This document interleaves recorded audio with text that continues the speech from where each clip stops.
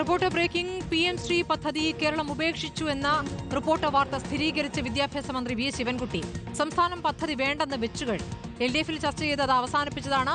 PM Shri ഇല്ലെങ്കിലും പൊതുവിദ്യാഭ്യാസ രംഗത്ത് ഒരു കുറവും വരുത്തില്ല എന്നും വിദ്യാഭ്യാസ മന്ത്രി പറഞ്ഞു. PM ശ്രീ എല്ലാം കഴിഞ്ഞു. PM ശ്രീ ഇല്ലെങ്കിലും ഞങ്ങൾ ഒരു കുറവും വരുത്തിയിട്ടില്ലോ വിദ്യാഭ്യാസ രംഗത്ത്. പൊതുവിദ്യാഭ്യാസ രംഗത്ത് നിങ്ങൾക്ക് ആ അഭിപ്രായം തന്നെ ആയിരിക്കും തോന്നുന്നത്. ഒരു രൂപയുടെ കുറവ് പോലും PM ശ്രീ ഇല്ലെങ്കിലും വരുത്തിയിട്ടില്ല. അത് പിന്നെ ഞങ്ങൾ LDF-ൽ ചർച്ച ചെയ്ത് അത് അവസാനിപ്പിച്ചു. റോഷിപാലിന്റെ വിവരങ്ങളുമായി. റോഷിപാൽ, ഇപ്പോൾ ശിവൻകുട്ടി PM ശ്രീ വിഷയത്തിൽ മിനിഞ്ഞാന്ന്, ഇന്നലെ, ഇന്ന് എന്ന രീതിയിൽ ബൈറ്റുകൾ എടുത്തു വെച്ചാൽ അത് കൗതുകമാകും. ഇപ്പോൾ പദ്ധതിയിൽ നിന്ന് പൂർണ്ണമായി മാറുന്നതെന്ന് മാത്രമല്ല, PM ശ്രീ ഫണ്ട് ഇല്ലാതെയും കാര്യങ്ങൾ നന്നായി നടപ്പാക്കുന്നുണ്ടല്ലോ എന്നതാണ് ഇപ്പോഴത്തെ മറുപടി.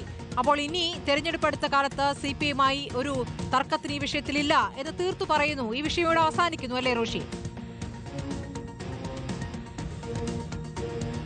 സ്മൃതി, തെരഞ്ഞെടുപ്പ് കാലമാണ്, അതുകൊണ്ട് തന്നെ ഇനി വിവാദത്തിനില്ല എന്ന് തന്നെയാണ് വി ശിവൻകുട്ടിയുടെ വാക്കുകളിലൂടെ വ്യക്തമാവുന്നത്. PM ശ്രീ വലിയ വിവാദങ്ങൾക്ക് തിരികൊളുത്തിയതാണ്. അത് സർക്കാർ അറിയാതെ LDF-ൽ ചർച്ച ചെയ്യാതെ PM ശ്രീ പദ്ധതിയിൽ ഒപ്പിട്ടുവെന്ന വലിയ വിവാദം. അങ്ങനെ CPI നേതൃത്വം അതിൽ പരസ്യ നിലപാട് സ്വീകരിച്ചത്. ആ ഘട്ടത്തിലാണ് ഒരു അനുനയത്തിലേക്ക് എത്തുന്നത്. PM ശ്രീ പദ്ധതി പൂർണ്ണമായും ഉപേക്ഷിക്കാനുള്ള തീരുമാനം തന്നെ CPI സ്വീകരിച്ച കടുത്ത നിലപാടിന്റെ ഫലമാണെന്ന് ഉറപ്പാണ്.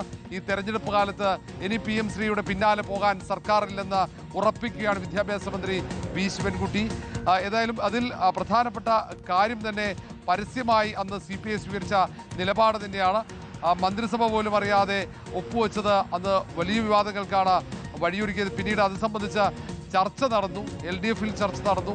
PM ശ്രീ പദ്ധതി മുന്നോട്ട് വെച്ച ആ മാനദണ്ഡങ്ങൾ അത് അംഗീകരിക്കാതെ എങ്ങനെ നടപ്പിലാക്കാം എന്നതിനെക്കുറിച്ചുള്ള ആലോചനകളായിരുന്നു ഉണ്ടായിരുന്നത്. പക്ഷേ ഒടുവിൽ ആ പദ്ധതി തന്നെ വേണ്ടതില്ല എന്ന ഒരു തീരുമാനത്തിൽ, പക്ഷേ അതുവഴി വരേണ്ട കേന്ദ്ര സർക്കാരിൻ്റെ സാമ്പത്തിക സഹായം അത് ലഭിക്കാതെ പോകും.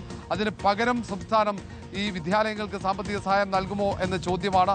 പ്രശ്നങ്ങൾ ഉണ്ടാകില്ല, എല്ലാത്തിനും സർക്കാർ സഹായം നൽകിയിട്ടുണ്ട് എന്ന് മാത്രമാണ് ഇപ്പോൾ മന്ത്രി പറയുന്നതെങ്കിൽ ആ തിരഞ്ഞെടുക്കപ്പെടുന്ന വിദ്യാലയങ്ങൾക്ക് കേന്ദ്രം ഈ PM ശ്രീ വഴി നൽകുന്ന ആ സാമ്പത്തിക സഹായം അത് ലഭ്യമാകുമോ എന്നതാണ് ഏറ്റവും പ്രധാനപ്പെട്ട കാര്യം. അത്രത്തോളം പണം സർക്കാരിൻ്റെ കയ്യിൽ ഇല്ല എന്നത് ഒരു യാഥാർത്ഥ്യം കൂടിയാണ് സ്മൃതി.